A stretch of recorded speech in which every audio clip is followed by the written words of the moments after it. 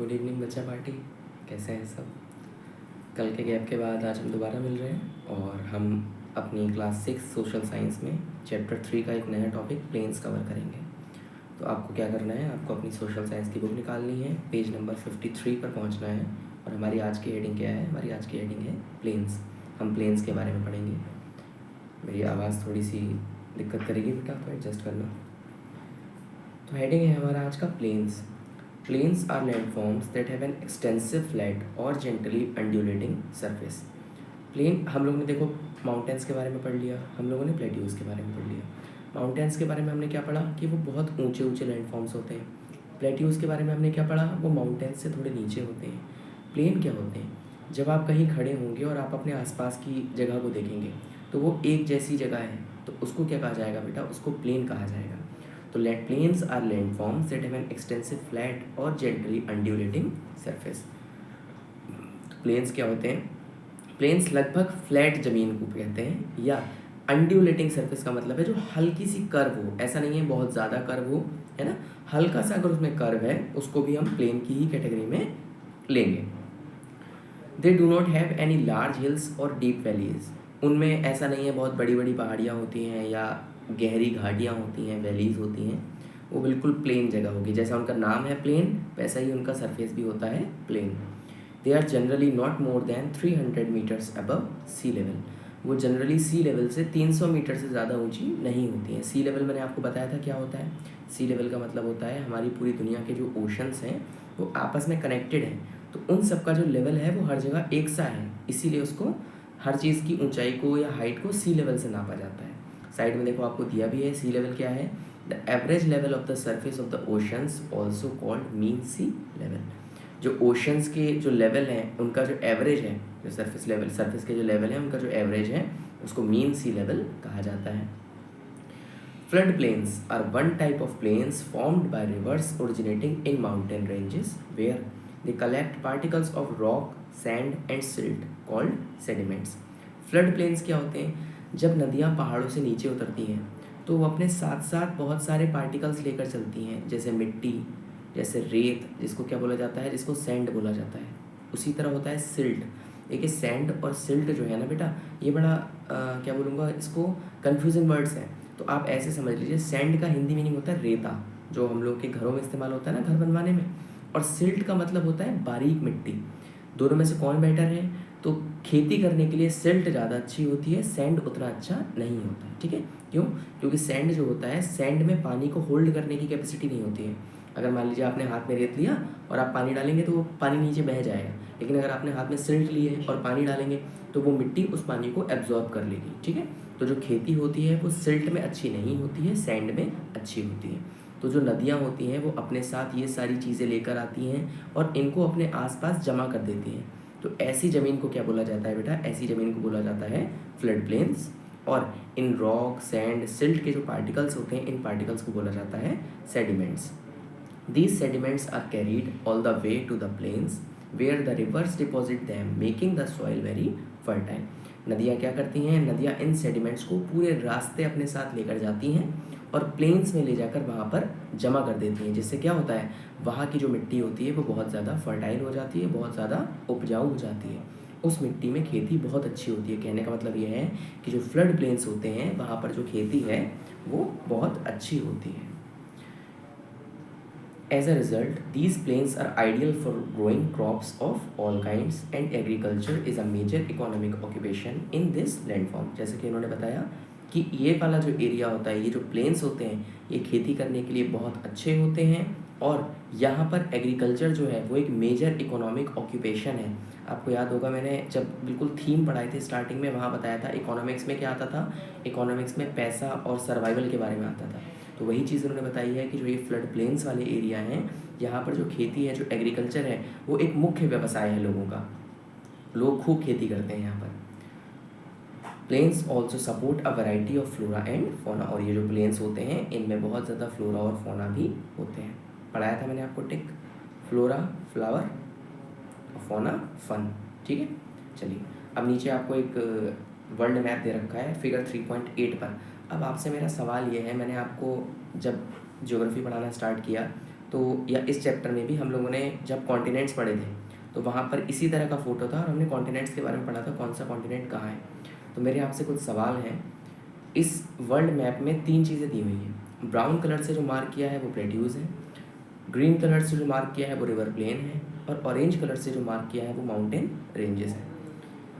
अब आप मुझे बताएंगे, जो ये अलास्का माउंटेन रेंज है ये किस कॉन्टिनेंट में है, मिसिसिपी प्लेन जो है ये किस कॉन्टिनेंट में है, अमेज़न प्लेन किस कॉन्टिनेंट में है, एंडीज़ माउंटेन रेंज किस प्लेन में है, पेंटागोनियन प्लेट्यूज़ किस प्लेन नहीं सॉरी पेंटागोनियन प्लेट्यूज़ जो है वो किस कॉन्टिनेंट में है, एटलस माउंटेन रेंज किस कॉन्टिनेंट में है, नाइल रिवर प्लेन किस कॉन्टिनेंट में है, ईस्ट अफ्रीकन प्लेट्यूज़ किस कॉन्टिनेंट में है, इसी तरह Indus, Himalaya, Yangtze, Tibetan, Mongolian, Ural, ये सारे नाम लिखे हैं ना। आपको पहचानना है ये सारे जो लैंड फॉर्म्स हैं ये किस कॉन्टिनेंट में हैं। और अगर आप चाहें तो कमेंट में अपना आंसर भी लिख सकते हैं, तो मुझे पता चल पाएगा कि आपने वर्ल्ड मैप को अच्छे से पढ़ा है या नहीं पढ़ा है। आगे बढ़ते हैं, नेक्स्ट पेज पर आते हैं। आपको फिगर 3.9 दिख रहा होगा, a satellite view of the Ganga plain, जो हमारी भारत की गंगा नदी है जो सबसे बड़ा प्लेन बनाती है, जहाँ पर बहुत बड़ी आबादी निवास करती है, उसका ये सैटेलाइट व्यू दिखाया हुआ है। आगे बढ़िए, life in the plains, next heading बेटा हमारी क्या है, लाइफ इन द प्लेन्स। पहले मैंने सोचा था कि इस हेडिंग को एक अलग वीडियो में कवर करूँगा, लेकिन फिर प्लेन क्योंकि छोटा सा ही टॉपिक था, 5 मिनट की वीडियो होती, तो मैंने सोचा फिर एक ही दिन प्रोवाइड करा देता हूँ, तो आज हम इस चैप्टर को फिनिश कर देंगे, ठीक है। तो नेक्स्ट हेडिंग है हमारी लाइफ इन द प्लेन्स, की जो मैदानी क्षेत्र होता है उसमें लोगों का जीवन किस तरह से है। Thousands of years ago, the first civilization developed around rivers in fertile plain.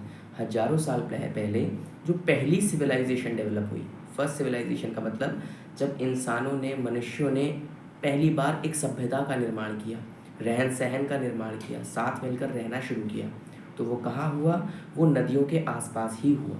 अभी तो देखिए हम ज्योग्राफी वाले पोर्शन पर चल रहे हैं, जब आप इस बुक के हिस्ट्री वाले पोर्शन पर चलेंगे तो वहाँ मैं आपको पढ़ाऊँगा कि जो इंसानी सभ्यता का विकास हुआ वो नदियों के पास हुआ है। बहुत अच्छी लाइन्स है वहाँ पर, प्यारी प्यारी, मज़ा आएगा आपको पढ़ के।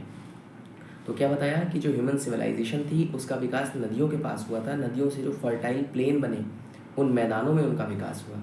इन our time to a large part of the world's population lives in plain, हमारे आज के समय में भी इस दुनिया की जो बहुत बड़ी पॉपुलेशन है वो मैदानों में ही रहती है, प्लेन्स में रहती है। Sorry, about 40 crore of people, more than 1/4 of the total Indian population live in India's Ganga plain. हमारे देश की आबादी का लगभग 1/4 हिस्सा, 40 करोड़ के आसपास, यानी कि 1/4 से भी ज़्यादा हिस्सा जो गंगा नदी के द्वारा बनाया गया प्लेन है उस प्लेन में रहता है। मतलब वो जो गंगा नदी ने जो मैदानी क्षेत्र बनाया है, पहाड़ों से सेडिमेंट्स को ला कर जो उस मैदानी क्षेत्र को बनाया है, उस क्षेत्र में हमारे देश की आबादी का 1/4 से भी बड़ा हिस्सा रहता है। As with many other plains of the world, the major occupations of people in this region include river fishing and agriculture. इसी तरह दुनिया के जो बाकी मैदानी क्षेत्र हैं, नदियों से बनाए हुए जो प्लेन्स हैं, उनमें रहने वाले लोगों का मेन ऑक्यूपेशंस क्या क्या हैं, रिवर फिशिंग मतलब मछली पालन, एंड एग्रीकल्चर और खेती करना। जैसे कि मैंने आपको बताया था कि यहाँ की भूमि बहुत उपजाऊ होती है, तो इसीलिए यहाँ पर एग्रीकल्चर खेती की जाती है। Food crops such as rice, wheat, maize, barley and millets are grown. Rice, wheat, maize, barley, millets को उगाया जाता है। Fibre crops such as cotton, jute and hemp are also grown in the Gangetic plain. Fibre crops जैसे cotton, jute, hemp, इनको भी उगाया जाता है। Traditional agriculture has been mostly rain fed. जो पुराने समय में खेती की जाती थी वो मोस्टली बारिश के पानी से होती थी। उस समय पर और सुविधाएं नहीं थी, बारिश का जो पानी आता था उससे खेती होती थी, that is water through rainfall. बारिश से जो पानी बनेगा उससे उसको क्या बोलेंगे, उसको पानी लगाया जाएगा। In recent decades however agriculture has turned to irrigation with water brought to the fields through networks of canals और पम्प्ड फ्रॉम ग्राउंड वाटर। आज के समय में क्या हुआ है, आज के समय में जो खेती है ये किधर शिफ्ट हो गई है, ये इरिगेशन की तरफ शिफ्ट हो गई है। इरिगेशन का मतलब क्या है कि अलग अलग नेटवर्क से खेतों में पानी लाना, जैसे कैनाल्स से, नहरों से, ज़मीन के पानी को पंप की हेल्प से निकाल कर। आप लोग में जो भी खेती के बैकग्राउंड से जुड़े होंगे वो जानते होंगे कि खेतों में इंजन वगैरह लगाकर पानी निकाला जाता है, पानी उसमें लगाया जाता है, इरिगेशन किया जाता है, ठीक है। तो पुराने समय में क्या होता था, पुराने समय में केवल बारिश पर डिपेंड था, लेकिन आज के समय में बहुत सी ऐसी प्रैक्टिसेस आ गई हैं जिन्होंने इस बारिश को रिप्लेस किया है, या जहाँ पर बारिश नहीं होती है वहाँ पर भी खेती करना पॉसिबल कराया है। While irrigation has increased agricultural production, अगर इरिगेशन से एग्रीकल्चरल प्रोडक्शन बढ़ा है, it has also contributed to the depletion of ground water. तो इरिगेशन की ही वजह से जो ग्राउंड वाटर का लेवल है वो भी कम हुआ है। क्यों? आपने ज़मीन के अंदर के पानी को बाहर निकाल लिया, खेतों में प्रोवाइड कर दिया, तो जो ज़मीन के अंदर का पानी है, जो ग्राउंड वाटर टेबल कहलाती है, वो तो कम हो जाएगा ना। तो ज़मीन के अंदर का जो पानी था वो कम हो गया, ये एक तरह का पॉल्यूशन है। This presents a challenge for the future of agriculture in the reason.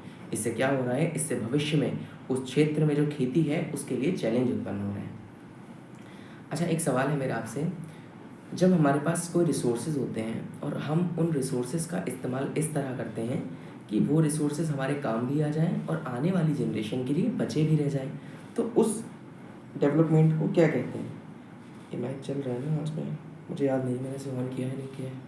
अगर नहीं ऑन किया होगा तो पूरी वीडियो बिना ऑडियो का रिकॉर्ड हो जाएगी, दोबारा क्लास रिकॉर्ड करनी पड़ेगी फिर मुझे। चलिए,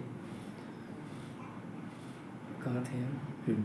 सम of the other problems affecting the Ganga plain include high population and pollution. Ganga plain की कुछ और परेशानियाँ क्या है? हाई पॉपुलेशन, वहाँ पर पॉपुलेशन बहुत ज़्यादा है। क्यों? क्योंकि जो प्लेन होता है, जो मैदानी एरिया होता है, वहाँ पर रहना आसान होता है, और जब लोगों का रहना आसान है, ज़्यादा लोग रहेंगे तो ऑब्वियस सी बात है पॉल्यूशन ज़्यादा होगा। Pollution is directly proportional to population. Population जितनी ज़्यादा होगी पॉल्यूशन उतना ही इंक्रीज़ होगा, पॉपुलेशन जितनी कम होगी पॉल्यूशन उतना ही कम होगा। इसीलिए आप इंस्टा और यूट्यूब्स पर देखते हैं जो छोटी छोटी कंट्रीज़ हैं, जैसे न्यूजीलैंड, ऑस्ट्रेलिया एक कॉन्टिनेंट है, ऐसी जगहों पर पॉल्यूशन कम क्यों है? क्योंकि वहाँ की पॉपुलेशन बहुत कम है, वहाँ पर बहुत ज़्यादा लोग रहते ही नहीं हैं, तो इस वजह से वहाँ पर पॉल्यूशन भी नहीं होता।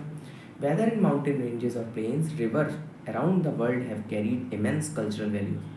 चाहे आप माउंटेन रेंजेस की बात कर लीजिए, चाहे आप प्लेन्स की बात कर लीजिए, ये जो नदियाँ हैं ना, ये नदियाँ अपने साथ बहुत सारी कल्चरल वैल्यूज़ लाती हैं।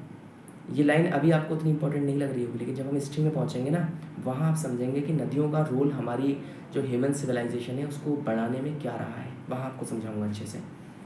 इन particular, many communities have considered a river source and its confluence with one or two other rivers to be sacred. बहुत सी कम्युनिटीज़ में क्या है, जो नदियों का ओरिजिन होता है, सोर्स का मतलब क्या है, जहाँ से नदी निकल रही है उस जगह को, और जहाँ पर नदी आकर किसी और नदी से मिल रही है, जिसको हिंदी भाषा में संगम शब्द कहा जाता है, उस संगम को बहुत पवित्र माना गया है। जैसे हमारे देश में भी एक जगह है प्रयागराज संगम, है ना, तो कितनी फेमस जगह है, दुनिया भर से लोग वहाँ पर आते हैं स्नान करने, दर्शन करने। तो हमारी जो ये कम्युनिटी है, इसमें नदियों के ओरिजिन को, मतलब जहाँ से नदी निकली है और जहाँ पर उस नदी का और अन्य नदियों के साथ संगम होता है, उस जगह को बहुत पवित्र माना जाता है। In India, numerous festivals, ceremonies and rituals are conducted at such location. Bharat में ऐसी लोकेशन पर बहुत सारे फेस्टिवल्स होते हैं, सेरेमनीज होती हैं, बहुत सारी रिचुअल्स होती हैं, उनको कराया जाता है, लोग बड़ा धूमधाम से जश्न मनाते हैं ऐसी जगहों पर। Because plains have a gentle slope, क्योंकि जो प्लेन होते हैं उनमें बड़ा जेंटल ढाल होता है, ऐसा नहीं है पहाड़ों की तरह ऐसा होता है या प्लेट्यूज की तरह ऐसा, बिल्कुल हल्का सा ढाल होगा उनके किनारों पर। River navigation is easy and support a lot of economic activities. तो वहाँ पर क्या हो जाता है, जो नदियों से ट्रैवल होता है, नदियों के माध्यम से एक जगह से दूसरी जगह जाना, वो भी काफ़ी आसान हो जाता है, और इसी वजह से जो इकोनॉमिक एक्टिविटीज़ हैं वो भी काफ़ी ज़्यादा हेल्पफुल हो जाती है। आपको याद होगा या याद नहीं होगा, पढ़ेंगे अभी आगे, जब अंग्रेज़ हमारे देश में आए थे, जब हम भारतवासी अंग्रेज़ों के गुलाम हुए थे, तो वो भी पानी के ही रास्ते आए थे, जहाज़ों से आए थे हमारे भारत में व्यापार करने, और हल्के हल्के व्यापार करते करते उन्होंने हमारे देश को अपना गुलाम बना लिया, और सोने की चिड़िया एक पिंजरे में कैद हो गई। In earlier days, people also used rivers extensively to travel from one place to another. पुराने दिनों में लोग नदियों का इस्तेमाल एक जगह से दूसरी जगह ट्रैवल करने में भी करते थे। Even today, there are stretches along the Ganga where people prefer to use boats to move around. आज भी हमारे देश में गंगा के आसपास के जो क्षेत्र हैं वहाँ पर लोग नाव एट्सेट्रा से ट्रैवल करते हैं। जैसे आप देखते हैं प्रयागराज में, बनारस में, इन जगहों पर क्या होता है, इन जगहों पर नाव चलती हैं। अयोध्या में, ऋषिकेश, हरिद्वार रिवर राफ्टिंग करते हैं। तो आज भी हमारे देश में जो ये क्या बोलेंगे इसको, रिवर सिस्टम है, इसको इकोनॉमिक एक्टिविटीज़ के लिए इस्तेमाल किया जाता है। आगे बढ़ जाते हैं बेटा, नेक्स्ट पेज पर आइए। 56 पर क्या काम का है, देखिए फ़ोटो है river transportation on the Ganga, कि बनारस का ही फ़ोटो लग रहा है मुझे, बैकग्राउंड देखिए आप, ये शायद बनारस का फ़ोटो है। चलिए, in this chapter we explore the 3 main landforms. इस चैप्टर में हमने 3 अलग अलग तरह के लैंडफॉर्म्स के बारे में पढ़ा, but its surface is very complex and experts often define a few more landforms.